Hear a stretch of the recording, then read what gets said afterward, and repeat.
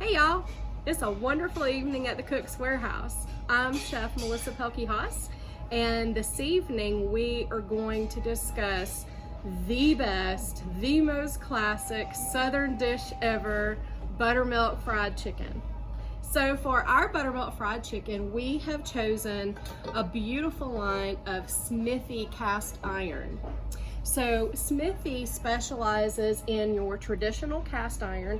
They also specialize in carbon steel. Each piece is handcrafted. Each piece is inspected multiple times by different inspectors to make sure that they have the utmost in their quality. So when they decided to create this line, they wanted to go back to kind of the traditional method of creating their cookware. So it's been blasted down, and because of that way that they craft these, it's naturally non-stick.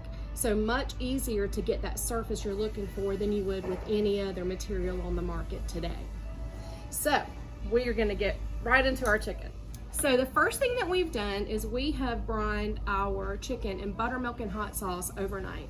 So it doesn't really need a 24-hour brine, but the longer you leave it in that brine, the more juicy it's gonna be and the more it's gonna retain that flavor.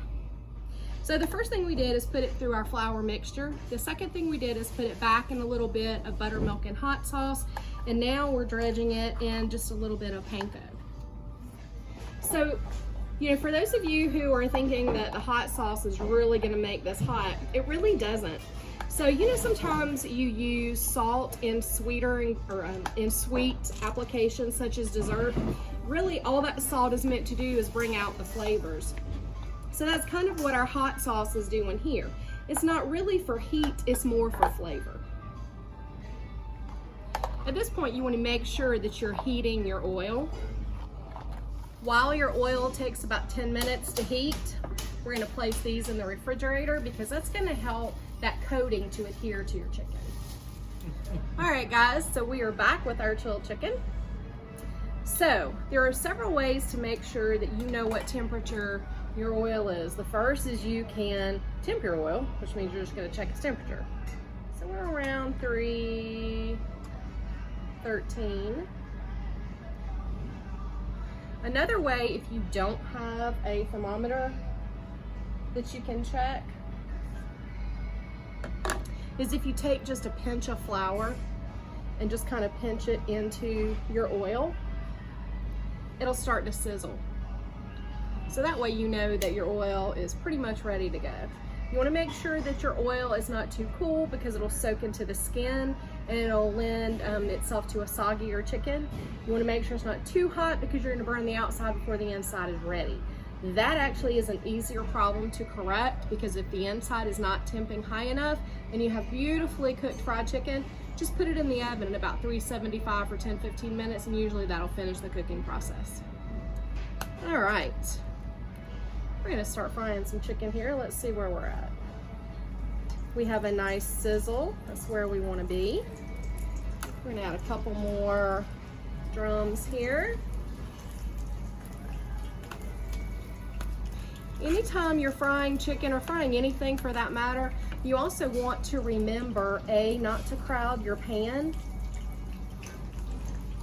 but B, when you switch batches out, you want to bring your oil back up to temp again. It's gonna cool down every batch you cook.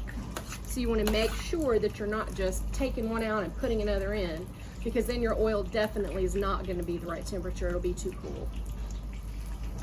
What happens if you have too much in your skillet at one time is you're basically gonna steam your ingredients instead of frying them because they're too close together, so it doesn't allow that steam to escape. And again, we are using Springer Mountain chicken. So Springer Mountain is located up in Blue Ridge, up in North Georgia, close actually to where I live. So just a wonderful, wonderful brand for chicken.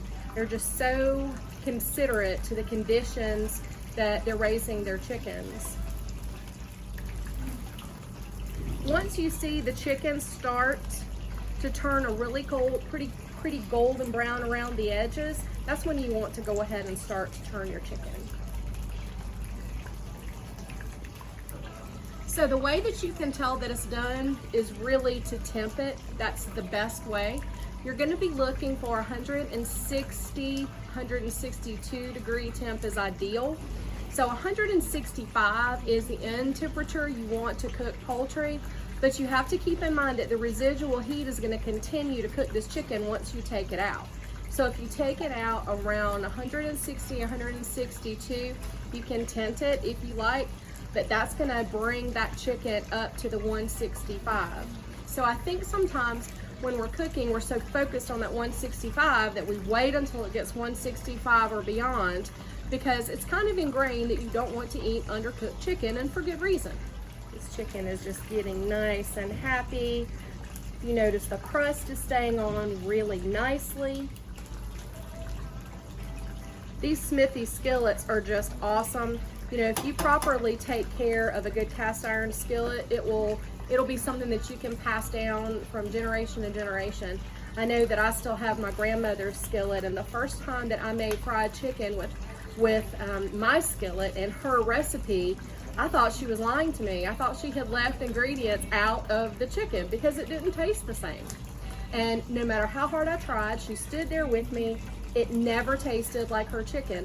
Once she passed away, I inherited her skillet, and the first batch I made tasted just like hers.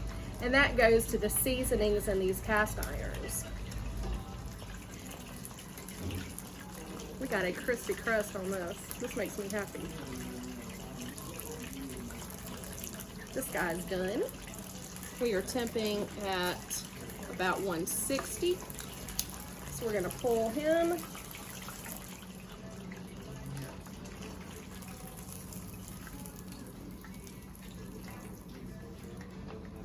All right.